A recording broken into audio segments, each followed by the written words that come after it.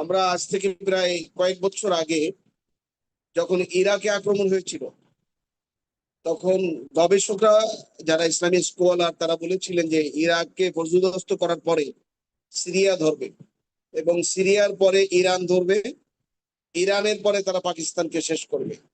আমরা যতটুকু বুঝি, লেখাপড়া যা করি, একটু জার্নাল টার্নাল যা পড়ি, পেপার টেপার, তাতে আমার কাছে মনে হচ্ছে যে আরব বিশ্বের তেল সম্পদ, ইরানের তেল সম্পদ, এটা পৃথিবীর একটা বড় শক্তি। এই সম্পদকে বিনষ্ট করার জন্যই মূলত এই আক্রমণ। আর ইরান সামরিক শক্তির দিক থেকেও বেশ অগ্রসর। তাদের গোপন চুল্লি টুল্লি আছে, তারপরে আন্ডারগ্রাউন্ডে তাদের অনেক সামগ্রিক ক্ষেপণাস্ত্র, এগুলো তারা আহ, গোপনে গোপনে তারা তৈরি করেছে।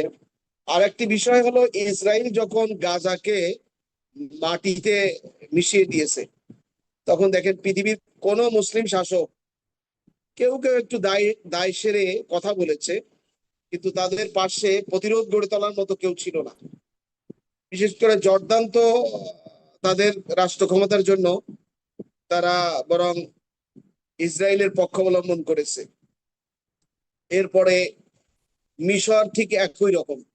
এবং মিশরের এখনো পর্যন্ত যে শাসক, সে শাসক কিন্তু গণতান্ত্রিকভাবে নির্বাচিত একজন প্রফেসর শাসককে অন্যায়ভাবে সামরিকভাবে, সামরিক কর্মকর্তা ছিলেন তিনি, আবুল ফাত্তাহ সিসি, সে সেই যে জোর করে বসে আছে। এই ক্ষেত্রে কিন্তু আমেরিকার কোনো গণতন্ত্রতন্ত্র নস্যাৎ হচ্ছে তা নিয়ে তো তাদের কোনো কথা নাই। তার কারণ কি? তার কারণ হলো আরব বিশ্বের এই যে শক্তি, সম্পদ, খনিজ পদার্থ, এগুলোকে তাদের কক্ষিগত করার জন্য তাদের পুতুল, তাদের আনুগত্যশীল, তাদের পাঁচাটা গোলামরা বসে থাকুক, এটাই কিন্তু আমেরিকা চায়। এই জন্য তারাও তাদের শেয়ারকে ঠিক রাখার জন্য মুসলমান শেষ হয়ে যাক, কোন কোন রাষ্ট্র শেষ হয়ে যাক, এজন্য তারা দেখেও না দেখার ভান করছে।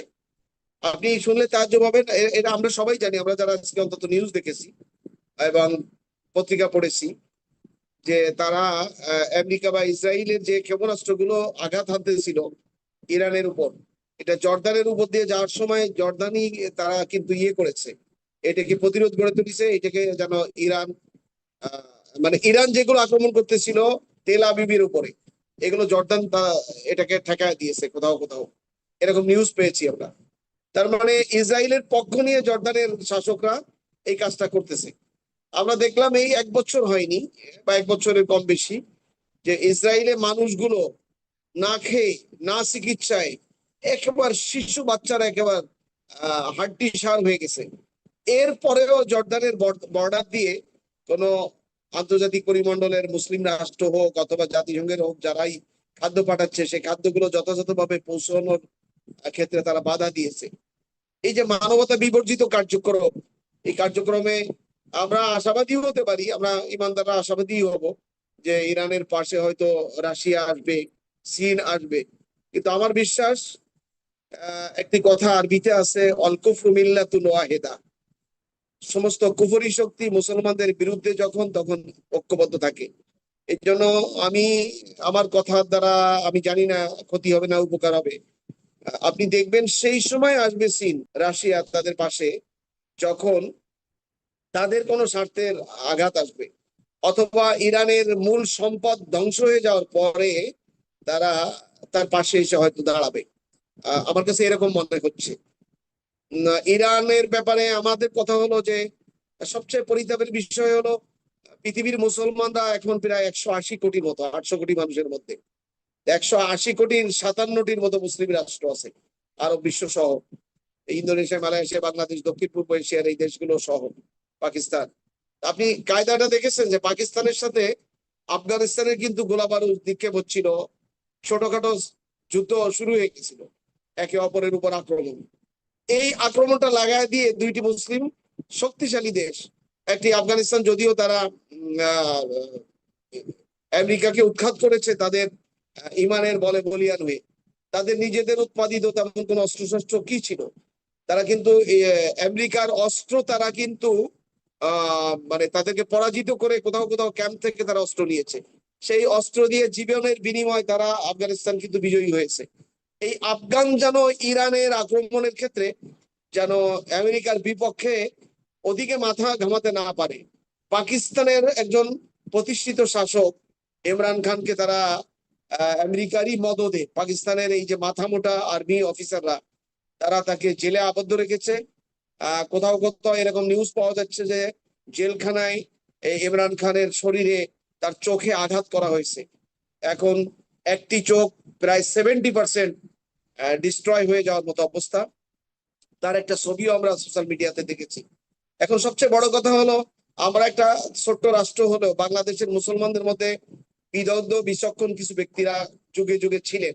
আমরা মনে আছে, আমাদের আপনাদের অনেকেরই মনে আছে যে প্রায় 80 সনের একটু আগে আগে 2-1 বছর আগেই মরহুম শহীদ জিয়াউর রহমান সাহেব ইরান আর ইরাকের যে যুদ্ধ, এই সাতিল আরব দ্বীপ নিয়ে যে যুদ্ধ, অনেক দিনের যুদ্ধ, প্রায় 7-8 বছরের যুদ্ধ, এই যুদ্ধ বন্ধ করার জন্য বাংলাদেশ সহ গোটা পৃথিবীর কয়েক শত ইসলামী স্কলারদেরকে নিয়ে তারা ইরান এবং ইরাকের যুদ্ধ বন্ধ করার জন্য মরহুম শহীদ জিয়াউর রহমানের যে প্রচেষ্টা ছিল, এই প্রচেষ্টাকে পৃথিবীর সমস্ত মুসলমানেরা স্মরণ করবে যদি মুসলমানেরা সচেতন হয়। এই জন্য আমরা বাংলাদেশ ছোট্ট দেশ হলেও ওই সময়ের বাংলাদেশের অর্থনৈতিক অবস্থা এবং শিক্ষা দীক্ষা অগ্রগতির দিক বিবেচনা করলে এখন কিন্তু বাংলাদেশে অসংখ্য স্কলার আছে। আর্মি ডিফেন্সেরও অনেক বিদগ্ধ ব্যক্তিরা আছেন যারা রিটায়ার্ড হয়েছেন। যদি বাংলাদেশের কোনো এরকম কান্ডারির দায়িত্ব পালন করার মতো কোনো ব্যক্তি বেরিয়ে আসতেন যে ইরানের পাশে কি করে দাঁড়ানো যায়, বাংলাদেশ ক্ষুদ্র দেশ, ইরানের পাশে দাঁড়ানোর জন্য আরো 5-10টি মুসলিম রাষ্ট্রকে কিভাবে কনভিন্স করা যায়, এই কাজগুলো যদি করা যেত তাহলে ইরানকে মনে হয় সাপোর্ট দেওয়া যেত। আমাদের এই সময় ইরানের ম্যাক্সিমাম জনগণ সুন্নি না শিয়া, এই বিষয়টি দেখার আদৌ কোনো প্রয়োজন আছে বলে আমি মনে করি না। আমি মনে করি আমি যতটুকু ইসলামী আকীদা পড়ালেখা করেছি, ইসলামী শরিয়া সম্পর্কে জানি, আমি যেহেতু এখনো লেখাপড়া করি, তাতে আমি মনে করি যে ইসরায়েলের ব্যাপারে, ইহুদিদের ব্যাপারে আর মুশরিকদের ব্যাপারে কোরআনুল কারীমের মধ্যে আল্লাহ তাআলা আজ থেকে 1450 বছর আগে কালামে মাজিদের আয়াত নাজিল করে আমাদেরকে সতর্ক করেছেন যে ইমানদারদের জন্য সবচেয়ে শক্ত দুশমন, কঠোর শত্রু দুশমন হলো ইহুদা ওয়াল্লাযিনা আশরাকু, ইহুদি এবং যারা মুশরিক, যারা মূর্তি পূজারী বা অগ্নি পূজারী তারা। আমরা দেখেছি, খুব 1 মিনিটে শেষ করি, 1-2 মিনিটে, আমরা দেখেছি যে আমরা দেখলাম গত সপ্তাহে, এই মনে হয় 5-6 দিন আগের পত্রিকা আপনি দেখবেন যে নেতানিয়াহুর সাথে তেল আবিবে গিয়ে আমাদের পার্শ্ববর্তী রাষ্ট্রের রাষ্ট্রপ্রধান মানবতা বিবর্জিত কার্যক্রম তার দ্বারাও সংগঠিত হয়েছে ইন্ডিয়াতে, ভারতে, তিনি সেখানে যে মিটিং করে আসছেন এবং আমার মনে হয় আপন দুই ভাই তারা, ইসরায়েল এবং ইন্ডিয়া, এই ভারত, তারা মনে হয় আপন দুই ভাই। এমন এমন উক্তি করেছেন যে উক্তিগুলো মুসলমানরা চোখ বন্ধ করে আছে, সেগুলো দেখেও নাই, কেউ কথাও বলেনি। আজকে জোহরের নামাজের পরে আমি এই বিষয় নিয়ে কথা বলতেছিলাম, তো কথা বলার সময় একজন বেশ বিদগ্ধ একজন রাজনীতিবিদ, যিনি একটা হাই স্কুলের হেডমাস্টার ছিলেন, এবং তিনি আমাকে মিসগাইড করার জন্য তিনি বললেন যে মোদির বিরুদ্ধে কথা বলাচ্ছে, পাকিস্তান আর আফগানিস্তানের যুদ্ধ লেগেছে, এদিকে আপনাদের নজর যায় না। তার মানে আমি মোদি এবং ইসরায়েলের নেতানিয়াহু আপন দুই বন্ধু, মনে হয় মায়ের পেটের খালাতো ভাই দুইজন, এরকম আচরণ দেখার পরে আমি এই কথা বলার সময় একজন ব্যক্তি জোহরের নামাজ পড়লেন, জামাতে পড়লেন, আমার সাথে পড়লেন, তিনি আমাকে মিসগাইড করে ইরাক, আফগানিস্তান এবং পাকিস্তানের যুদ্ধের দিকে আমার দৃষ্টিপাত, মানে আমার নজর ওদিকে নেওয়ার জন্য চেষ্টা করলেন। তারা কারা?